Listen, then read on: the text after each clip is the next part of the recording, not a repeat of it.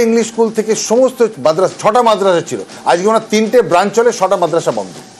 আমি ব্রিগেডিয়ার সাহেবের কাছে একটা প্রশ্নে আসবো, উনি চলে যাবেন সেই জন্য, যে আপনি তো দেখলেন যে আমরা এই পুরো ঘটনায় গত কয়েকদিনে দেখতে পাচ্ছি প্রেস কনফারেন্সে একটা প্রেস কনফারেন্স থেকে বুঝতে পারছি যে কী হতে চলেছে। আমরা প্রথমে দেখলাম যে বিক্রম মিস্ত্রি তার সঙ্গে দুজন মহিলা অফিসারকে নিয়ে বসলেন, কর্নেল কুরেশি আর ভূমিকা সিং, উইং কমান্ডার ভূমিকা সিং, তাদের একরকম ড্রেস ছিল। যেই যুদ্ধটা সেই অর্থে সংঘর্ষ শুরু হতে গেল, মানে কমব্যাট ড্রেসে চলে গেলেন। শুনেছি তো কর্নেল কুরেশি আপনার আন্ডারে কাজ করেছেন। হ্যাঁ, correct. See, actually, if you look at it, it's actually a master stroke. যখন ব্রিফিং হয়, we have the secretary of MEA, তার সাথে দুজন ভদ্রমহিলা, একজন মুসলিম আর একজন শিখ, তারা দুজনেই রয়েছে। তার সাথে আমাদের বিক্রম মিস্ত্রি একজন কাশ্মীরি পণ্ডিত। Now it's a very very clear indication that we are actually a secular country and it actually shows Pakistan in very very poor light. তোমরা যে বললো, ওদের যে আসিফ মুনির বলেছিল that we are a two country state, how are we a two country? Bangladesh এলো কর্তৃক, and if you're only very sure that Muslims and Hindus are two different countries, and if it's a shame on you, তুমি যদি uniform পরে and you talk about religion, it is against insulting every person who's in uniform. So it's very very clear. আমাদের Sophia Qureshi এবং ভূমিকা সিংকে নেওয়া is actually a master stroke which has been done by India, and we have very clearly stated to Pakistan and to the entire world যে আমরা, we are a secular country, we have no gender sense, we believe in both genders being the same, and we also say that it's absolutely, I mean, it's a very very transparent organization. আজকে যদি যে ব্রিফিংটা হয়েছিল, যেটাতে আমাদের secretary foreign affairs যে বলেছিলেন that India is such a free country, যে আমাদের যুদ্ধকালীন ছড়ার সাথে there will be some people who will be criticizing the government, এবং সেটা it's a very very natural phenomenon. এই ন্যাচারাল ফেনোমেনটা তুমি যদি পাকিস্তানে না দেখো, it is because it's a dictatorial country. I would specifically, আমি কর্নেল সোফিয়া কুরেশিকে আমি লেফটেন্যান্ট থেকে লেফটেন্যান্ট কর্নেল পর্যন্ত দেখেছি। আমাদের রেজিমেন্টে যখন আমরা ফিরোজপুরে ছিলাম, আমি যখন সেকেন্ড ইন কমান্ড ছিল, আমার নিচে ছিল। I would say she is an excellent officer, and every day I have not seen her missing a single PT or games period. I would say she is as good as any other male officer. So I would rate Sofia Qureshi as among the best among all officers. এই যে বেছে নেওয়াটা, এটাও কিন্তু একটা অপারেশনের একটা part. এটা ভারতবর্ষের মাস্টার স্ট্রোক। কারেক্ট। দেখ, মানে দুটো পয়েন্ট যদি বল, আমি ব্রিগেডিয়ার মুখার্জির থেকে একটু এয়ার কমান্ডার মুখার্জি একটু এগোবো। পাকিস্তান সন্ত্রাসবাদে মদত দেয় না, পাকিস্তান একটা সন্ত্রাসবাদী রাষ্ট্র। রাষ্ট্র হিসেবে তারা বিশ্বাস করে যে সন্ত্রাসবাদী করতে হবে, এবং 71-এর পরে ওরা 12 বছর ওয়েট করেছিল অপারেশন টোপাজ আনতে, বালাকোটের পর 5 বছর ওয়েট করলো পেহেলগাঁওয়ের জন্য। ফলে আজকের ট্রুসের পরে হয়তো আরও 5 বছর আমরা নিশ্চিন্ত, কিন্তু ওনার কথাটা আমি একদম নিশ্চিতভাবে বলতে পারি, পাকিস্তানের যে রাষ্ট্রশক্তি, মানে পাওয়ারফুল এলিট, তারা সন্ত্রাসবাদ ছাড়া বাঁচতে পারে না। ওটাই তাদের অর্থ, ওটাই তাদের প্রতিপত্তির একমাত্র জায়গা। দেখ, মানে I am very sorry to say যে জাভেদ মিয়াঁদাদ তার আত্মীয়ের বিয়ে দিয়েছেন দাউদ ইব্রাহিমের সঙ্গে। ইউ মাস্ট নট ফরগেট যে হাউ পাকিস্তানের সোসাইটি চলে। তো আমাদের একটা প্রথমত বুঝতে হবে। দ্বিতীয় কথা, মানে এইটা দুজনেই বলেছেন খুব ইম্পর্টেন্ট, যে কাশ্মীরের মুসলিমদের বা গোটা ভারতবর্ষের মুসলিমদের মেইন স্ট্রিমিংটা কতটা দরকার। কর্নেল সোফিয়া কুরেশি সেই জন্য একটা উদাহরণ। It's very interesting. আমি এটা আগে বলছিলাম যে পাকিস্তানে যিনি ব্রিফ করছেন, তার বাবা ইজ আল কায়দা লিঙ্ক, তিনি কিন্তু পাঞ্জাবে জন্ম নিয়েছেন। আর ভারতবর্ষের যিনি ব্রিফ করছেন, তার গোটা পরিবার, মানে প্রায় 6 প্রজন্ম সেনাবাহিনীতে আছে, ইভেন সিপাহী বিদ্রোহীতে লড়েছে। ঠিক ঠিক। আমি প্রণয়দার কাছে আসবো। প্রণয়দা, এই তো একটা বড় বিষয় এরা আলোচনা করলাম, যে সোফিয়া কুরেশি এবং ভূমিকা সিংয়ের বিষয়। এটাকে ভারত তো বিশ্বের দরবারে একটা মেসেজও পৌঁছে দিল, 1। 2 হচ্ছে যে অন্যদিকে মাসুদ আজহার, হাফিজ সঈদ, এদের ভবিষ্যৎ কি? এরা কি আবার পাকিস্তানের ওই রকম জায়গায় থাকবেন, নাকি পাকিস্তান সরকার বা সেনাবাহিনী বা ISI তাদের কিছুটা আন্ডারগ্রাউন্ডে যেতে বাধ্য করবে?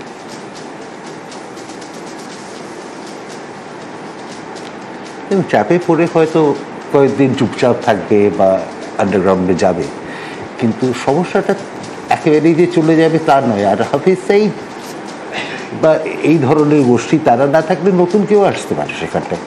যত দিন সেখানটায় তারা মিলিটারির অ্যাসেট হিসেবে কাজ করবে, যে আপনি ডিরেক্টলি যুদ্ধে না গিয়ে এদেরকে ব্যবহার করার, ততদিন হয়তো বিভিন্ন ধরনের এই ধরনের গ্রুপকে তারা মদত দেবে, এনকারেজ করবে, সাস্টেন করবে। সুতরাং শুধু এই দুজনের উপর ফোকাস করলেই না, তাদের পুরো চেঞ্জ যদি না করে তাদের policy, cross border terrorism as a tool of foreign policy, এই জিনিসটা যদি তাদের না পাল্টায় ততদিন এটা থেকেই যাবে। সেটা নতুন নতুন নামে তারা আসবে হবে সেখানটায়। আমি যেটা যার জন্য বারবার বলছি যে ইন্ডিয়ার কাছে সবচেয়ে বড় চ্যালেঞ্জ হচ্ছে যে পাকিস্তানের মধ্যে যে প্লটটা রয়েছে, মাথায় রাখতে হবে আজ অবধি কিন্তু পাকিস্তানে কোনো সরকার পুরো 5 বছর তার টার্ম কমপ্লিট করতে পারেনি। যখনই কোনো প্রাইম মিনিস্টার খুব পপুলার হয়ে পড়ে তখনই তাকে সরিয়ে দেয়, এবং সেটা আর্মি নিজেই করে প্রত্যেকবার। তো the army as an institution looms much larger than the others. এই ইমব্যালেন্সটা যতক্ষণ না তাদের ঠিক হবে, আমার মনে হয় যে এই প্রবলেমগুলো থেকেই যাবে। ভারতের সঙ্গে সম্পর্ক তো একটাই, ইন্টারনালি তাদের যে প্রবলেমগুলো আমরা দেখতে পাচ্ছি আজকে পাঞ্জাবের ডমিনেশনের জন্য, কারণ বেশিরভাগ আর্মির সিনিয়র লোকজন আসে পাঞ্জাব থেকে। অন্যান্য প্রভিন্সের সঙ্গে তাদের যে সম্পর্ক, বালুচিস্তান বলুন, সেখানটায় সিন্ধের সঙ্গে তাদের প্রবলেম রয়েছে, সেখানে পেশাওয়ারের সাথে বিভিন্ন জায়গায় নিয়ে প্রবলেমগুলো চলছে। তো সুতরাং পাকিস্তানের এইটা ইন্টারনালি তাদের কোন সময় তাদের সেটা ঠিক করতে পারবে, এই ভয়টা কত দিনেই তাদের যাবে। 100 চেষ্টা হয়েছিল কয়েকদিন আগে, যদি আপনাদের মনে থাকে, ইমরানের সময় যখন নাকি প্রোটেস্ট চলছিল তখন তারা আর্মি ইনস্টলেশনগুলোতেও প্রথমবার তাদের ইতিহাসে ঢুকে সেখানটায় ভাঙচুর করেছিল। কিন্তু তারপর ভীষণ রকমভাবে আর্মি ঘাবড়ে যায় এবং ইমরানের উপর যত ধরনের কেস নেওয়ার এবং তাকে আটকে রাখে। পাকিস্তানের অন্যান্য যদি পলিটিক্যাল ফোর্স সবাই মিলে একসাথে আসতে চায়, কিন্তু তাদের এত নিজেদের কারাপশন এক নম্বর একটা বিরাট প্রবলেম, এবং কে ক্ষমতায় আসতে পারবে সেইটাকে প্রাধান্য দিয়ে তারা কখনোই ইউনাইটেড ফর্ম একটা তারা চেষ্টা করতে পারে না যে আর্মির রোলটাকে সেখানটা কীভাবে করে। ঠিক, সুতরাং আমার মনে হয় যে এই প্রবলেমটা যদি ঠিক না করে, সেটা ইন্ডিয়ার জন্য যেই চ্যালেঞ্জটা, ইন্ডিয়া তো সেটার সঙ্গে ডিল করবেই, কিন্তু পাকিস্তানের নিজের internally the meltdown in Pakistan can be seen যদি এই ধরনের জিনিস হয়ে থাকে। কমোডর মুখোপাধ্যায়, আপনি আমাকে একটা জিনিস বলুন, এই যে যেটা প্রণয়দা বললেন যে বালুচিস্তান অনেক সম্পদশালী অথচ মানে কন্ট্রোল করে পাঞ্জাব। একটা সময় এই সমস্যা পাকিস্তানের ছিল বাংলাদেশ, যে অনেক পপুলার ছিলেন আমাদের শেখ মুজিবুর রহমান এবং কত সিট পেয়েছিলেন, কিন্তু পাঞ্জাবিরা ছাড়তে রাজি হয়নি। এখন বালুচদের বিদ্রোহ আমরা দেখতে পাচ্ছি। আসিম মুনির খানের ভবিষ্যৎটা ঠিক কি? তিনি কি এখনো মানে কন্ট্রোল করছেন নাকি কন্ট্রোল তার হাত থেকে বেরিয়ে গেছে? আমি আমার যা নিজস্ব সোর্সের খবর ওখান থেকে, গত 4 দিন ধরে Asif Munir has been sidelined within the army, এবং ওনার 2টো কোর কমান্ডার এবং একজন সেনাপ্রধান, আরেকজন একটা উইংয়ের, তারা 3 জনে কিন্তু খুব অপোজ করেছিলেন আসিফ মুনিরকে, বলেও ছিলেন যে এই যে একটা তুমি হিরোগিরি দেখাতে যাচ্ছ পেহেলগাম, এটা করো না, don't take this chance, let's not do this. But he overruled. এখন আমার সূত্রের খবর হচ্ছে যে he is already sidelined in Pakistan, তবে ফেস সেভিং রাখার জন্য, আর্মির ফেস সেভ করতে হবে, তাই জন্য উনি ওনার নামে এখনও চলছে, তবে বেশি দিন থাকবে না, and he will be replaced quite soon, that's what I feel. এবং কিন্তু এটা ঠিক যে ওরা এক্স্যাক্টলি এই পথেই চলবে আবার, এবং সেখানে কোনো উন্নতি আমি দেখি না যতদিন না পর্যন্ত পাকিস্তানের আওয়াম মানে জনতা এর এগেনস্টে কিছু বলে। কিন্তু ওদের সেই শক্তিটা কতদিনে হবে, 10 বছরে না 20 বছরে না 25 বছর, সেটা একটা প্রশ্নই থাকে। পাকিস্তানের সেনাপ্রধান যারা আছেন, প্রাক্তন সেনাপ্রধান সুমনের কথা ধার করে বলতে হয় তারা জেলে যান, নয় তারা বিদেশে পালিয়ে যান। আসিফ মুনিরও বিদেশে চলে যাবে। আমরা জানি না যে আমেরিকার সাথে এই যুদ্ধবিরতির যখন আলোচনা চলছিল, ওটাই আসিফ মুনিরের শর্ত ছিল কিনা, যে ঠিক আছে আমি মেনে নেব আপাতত, কিন্তু আমি তো যেটা উনি বলছেন, আমি নিজের দেশেই কোণঠাসা, আমাকে বিদেশ চলে যাওয়ার সুযোগ করে দাও। ফ্যামিলিকে অলরেডি পাঠিয়ে দিয়েছেন। ভবিষ্যৎ কি এই জৈশে মোহাম্মদ প্রধান বা লস্কর রিজার্ভের প্রধানদের? আমার মতে হয় এই সিজফায়ারের পরে এবং আমেরিকার কিছুটা দাপটের জন্য ওরা কিন্তু প্রথমত একটু চুপচাপ থাকবে, এবং কতদিন চুপচাপ থাকবে সেটা জানি না, but I can be rest assured that ওরা আবার ইনফিল্ট্রেশন করবার চেষ্টা করবে। The action might not be full-fledged action at the scale of, say, Pulwama or even Pahalgam, but ভারতবর্ষের জন্য যেটা জেনে রাখা খুবই দরকার, that we have to be very very careful, there is no scope for complacency. And আমরা যে city grid, যে কাউন্টার টেররিজম গ্রিডটা বানিয়েছিলাম এন্টায়ার কাশ্মীরে, that city grid has to come into effect. এই সিটি গ্রিড যদি আমরা ছাড়া করে দিই এবং আলগা করা যাবে না, yes, and if you create vacuums, এই যে সিটি গ্রিড থেকে যে তুমি ফরমেশনসগুলো উঠিয়ে you are putting them in convention road, you have to have a rethink. City grid has to be established again in a very very coordinated manner. Rashtriya Rifles will have a very major role to play.